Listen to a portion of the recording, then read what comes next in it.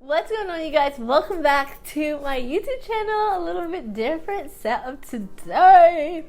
Okay, I'm starting a brand new series on my channel called Pass or Play, where I talk about the games that are coming out and whether I would play them or go ahead and hit pass on them things. So let's get started. Before we hop into the list, if you are new here, make sure you subscribe so you don't miss any more of this series and you don't miss any of the content.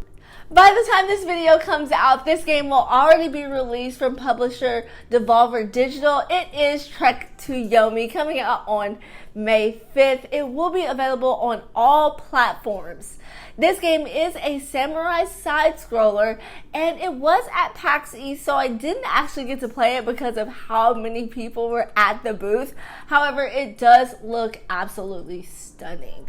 It's an ultra-stylized cinematic action-adventure that follows the enthralling story of Hiroki during his fall against the forces of evil.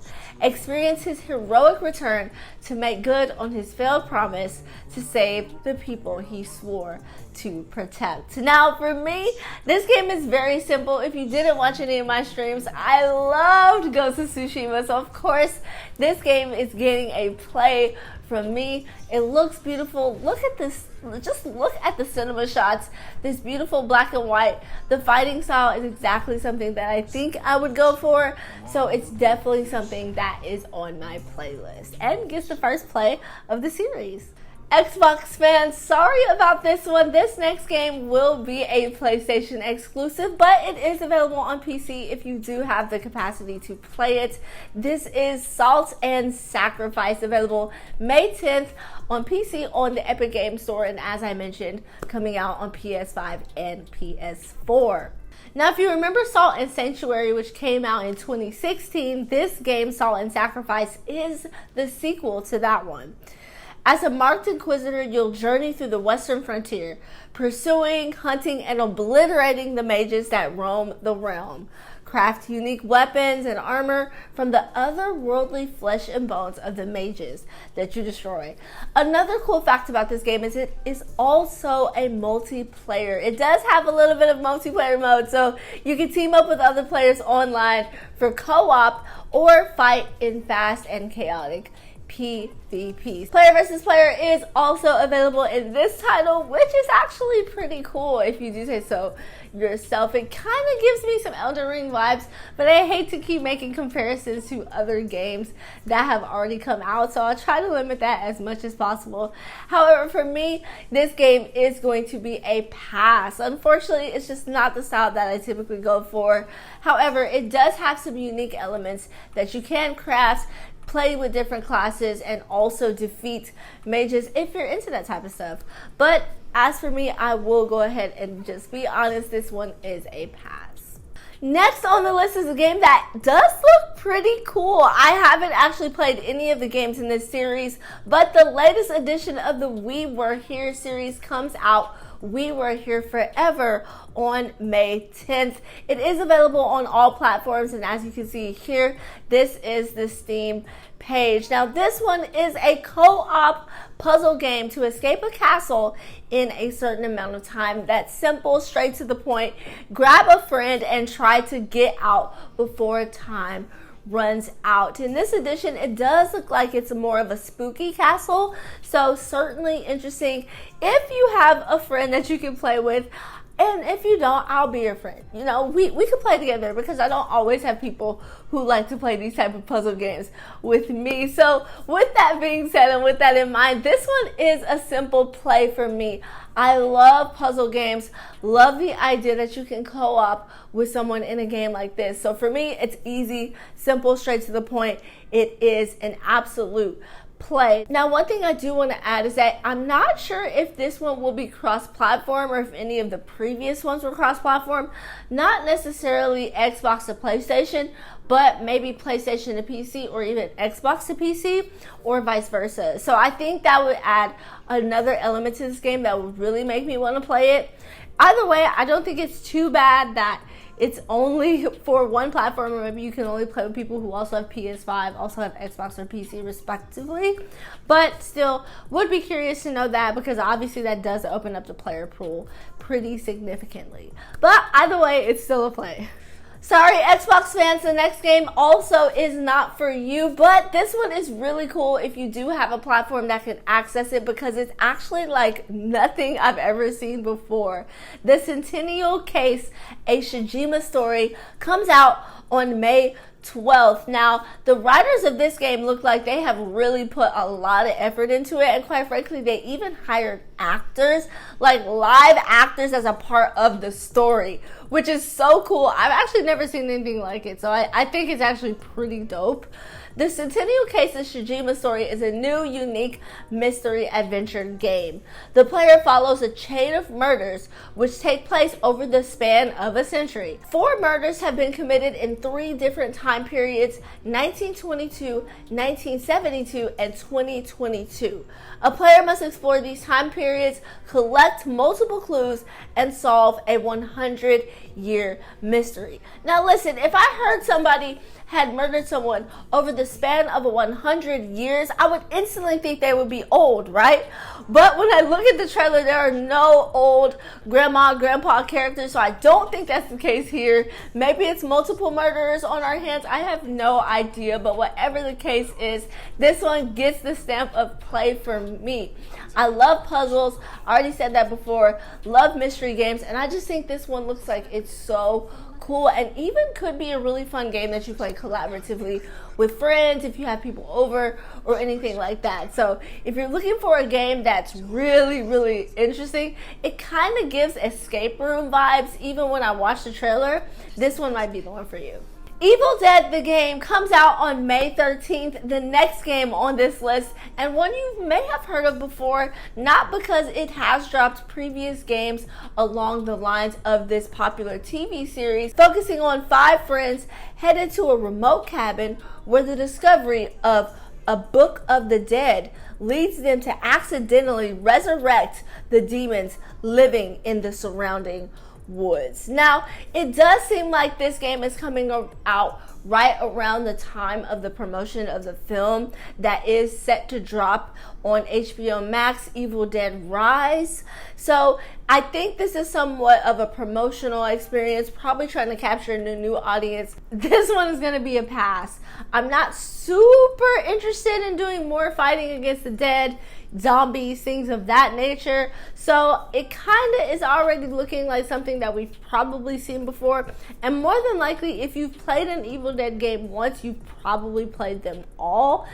Coming out on May 19th is Deadcraft. Very similar, I would say, in some ways to Evil Dead. However, it is going to be a little different in the fact that you do have some crafting abilities and elements, and probably a little bit more of a storyline in this one. Deadcraft is from the creators of Daemon and Machina.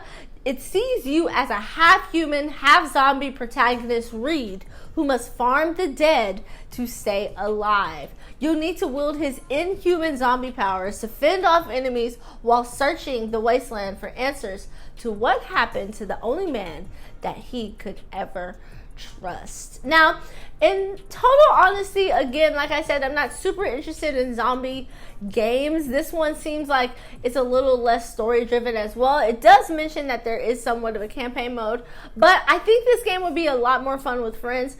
In my research, I didn't exactly see if it was multiplayer, so if I missed that, my apologies, but I don't think this would be one that I would check out, so I'll simply mark it as a pass.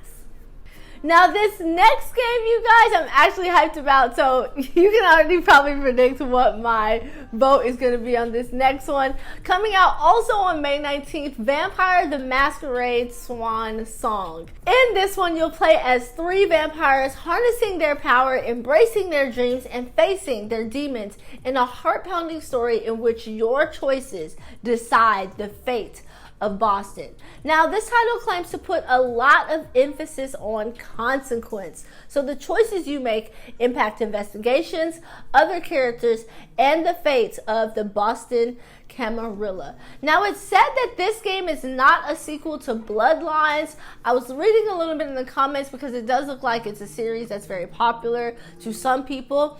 And they're very interested in obviously getting an open world, mostly RPG. The graphics on this one, a little bit questionable. I would love to see this one get a bigger budget. Honestly, the artwork is beautiful. We love to see a Black Queen on the cover, personally. Thank you so much. But listen, this game looked so good to me. I got super excited about the storyline. I love the idea of stealth, investigations, things like that. So this game definitely gets the stamp of play for me. I really would love to check it out. And this one, in all honesty, other than the Centennial Case of Shijima story, this one is probably one that I will definitely be trying to get my hands on, trying to play, maybe even making a video of it on YouTube and possibly streaming it. So if you aren't following me on there, check the description box. But definitely a play in my book. Now, this next game on the list is certainly not a new title. Actually, early access to this game began in 2020. However, the developers have been working on it tirelessly, and the full game does come out in the month of May, so that's why it made the cut. But coming out in its full release on May 24th is Hard Space Shipbreaker. As an astronaut, you're equipped with cutting-edge technology so you can carve and slice spaceships to recover valuable materials. You'll upgrade your gear to take on more lucrative contracts and pay your $1 billion of debt to Lynx Corporation. This just doesn't seem like a game that's really for me. So for that reason, I am going to mark this as a pass. On May 26th, Sniper Elite 5, the latest edition of Rebellion Sniper Elite series, comes out on all platforms. Now, you are Carl in this edition, an elite sniper part of the covert U.S. Rangers operation. As part of your mission, you uncover a secret Nazi project that threatens to end the war before the Allies can even invade Europe. Operation Kraken. Sniper Elite 5 boasts an unparalleled tactical sniping experience, complete with ballistics and an enhanced kill cam. Now for me, I do like a good shooter, and this is actually the first shooter that I want to say makes this list. So it does get me pretty excited. However, sniping alone is just not enough for me personally. So I still give this game a play if you're into it.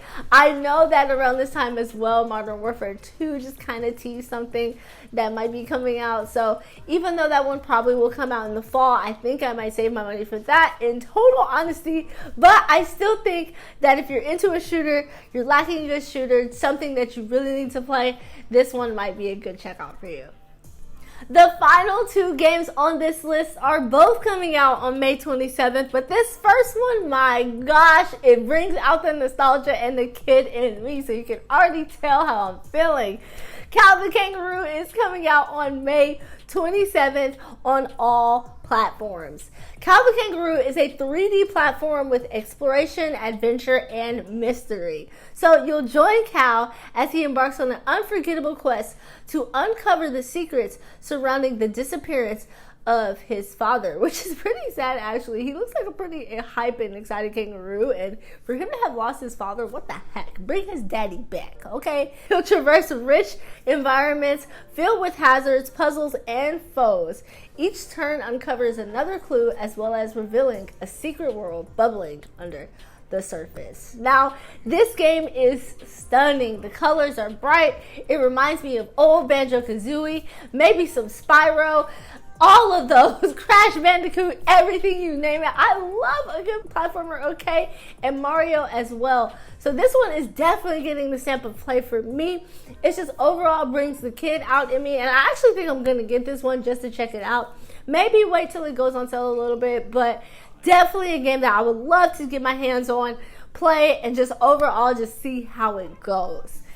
And last but not least on this list, coming out on May 27th is Pac-Man Museum Plus. In this edition of Pac-Man, you'll have access to play 14 different Pac-Man games, customize a virtual arcade, and compare your scores from around the world. Collect items by winning games and designing your own Pac-Man museum. This one will come out on all platforms, and Xbox Game Pass members can get excited because this will be a day one release on Xbox Game Pass. Now, on this last title, it's pretty simple for me. In all honesty, I think it's cool that you can design and customize your own arcade. Maybe you can collect some accolades if you're into Pac-Man like that. However, it's not something that I could see expensing and paying money out for. So, unfortunately, Pac-Man, this one does get a pass for me. Now, that's going to do it for the May game releases. What did I miss? What did you think? Did you see something on this list that you hadn't heard of, or maybe you want to check out now? Let me know in the comment section below. I would love to hear your feedback and opinion, and let's just talk some games. If you're also in Discord, you can go ahead and join my server, and we can continue the conversation there. So if you enjoyed this video, make sure you leave a thumbs up and also subscribe, and I'll catch you guys in the next one next month. Thank you so much for watching, and talk to you later.